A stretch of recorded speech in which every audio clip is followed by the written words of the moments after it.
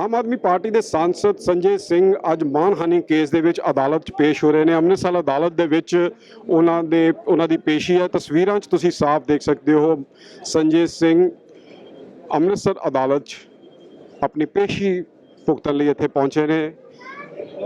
ਤਸਵੀਰਾਂ 'ਚ ਦੇਖ ਸਕਦੇ ਹੋ ਅਸੀਂ ਆਪਣੀ ਗੱਡੀ 'ਚੋਂ ਨਿਕਲਦੇ ਹੋਏ ਸੰਜੇ ਸਿੰਘ ਮਾਨਯੋਗ ਅਦਾਲਤ 'ਚ अपनी तरीक भुगतन लिए आए हैं। दसना चाहांगा कि बिक्रम सिंह मजीठिया वालों एक केस दर्ज किया गया है संजय सिंह के खिलाफ, जिहड़ा कि उन्होंने उत्ते मानहानि का केस किया गया सीगा और संजय सिंह के उत्ते एक केस जारी है और इस दे लई तरीक भुगतन लई अज वो मानयोग अदालत दे विच पहुंचे, अपने समर्थकों के नाल पहुंचे ने।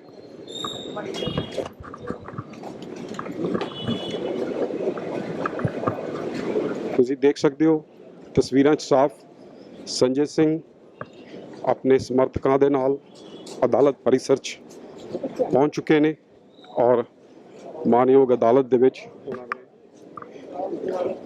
अपनी जिहड़ी तारीख है उस दे लई जाना है।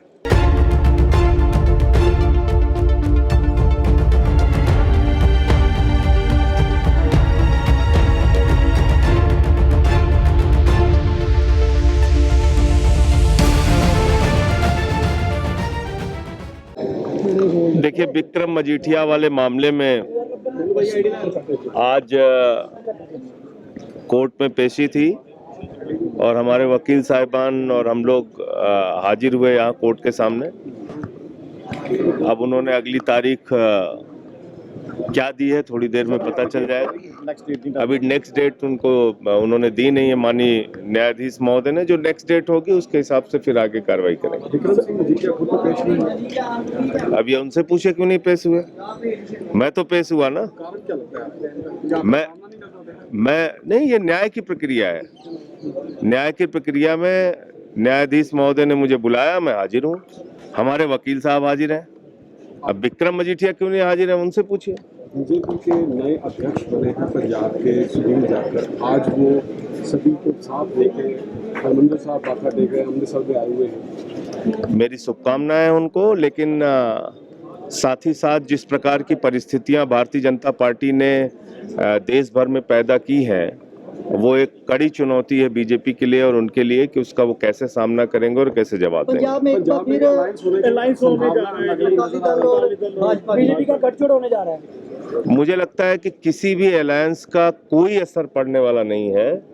जिस तरह से भगवंत मान जी की सरकार पंजाब में काम कर रही है, नहरों में 40 साल के बाद पानी देखा गया, हजारों की संख्या में 27,000 से ज्यादा सरकारी नौकरियां भगवंत मान जी दे चुके हैं, मोहल्ला क्लिनिक का निर्माण हो रहा है, 80 से 90% लोगों के घरों का बिजली का बिल जीरो आ रहा है।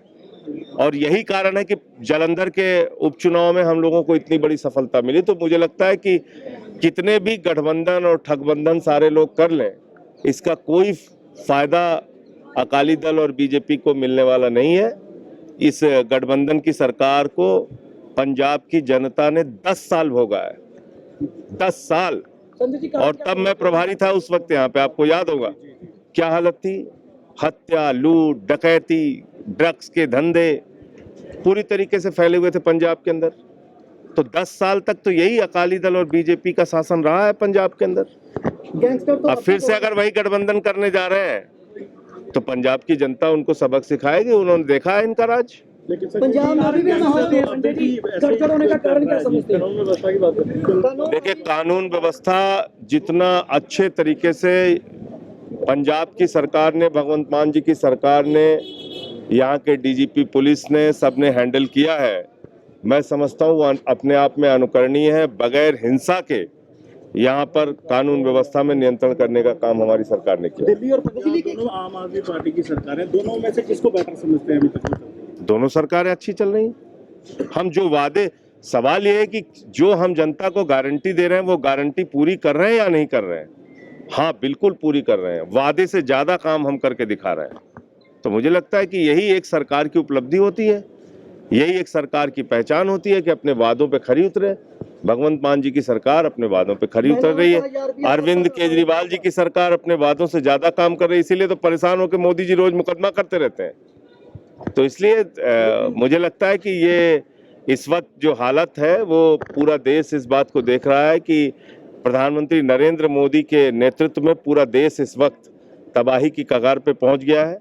मणिपुर जल रहा है, रेल का इतना बड़ा एक्सीडेंट हो जाता है, अमेरिका घूमने की फुर्सत है प्रधानमंत्री को, मिस्र की मस्जिद में घूमने की फुर्सत है, लेकिन उनको मणिपुर की हिंसा नहीं दिखाई पड़ रही है। मेट्रो में घूम रहे हैं, मन की बात कर रहे हैं, मणिपुर की बात नहीं कर रहे हैं। लेकिन संजय जी महिलाएं जो है 1,000 रुपए की इंतजार कर रही हैं, क्या लगता है? बहुत सारे वादे हमने जो किए हैं वो सब पूरे करेंगे समय से, आप चिंता मत कीजिए।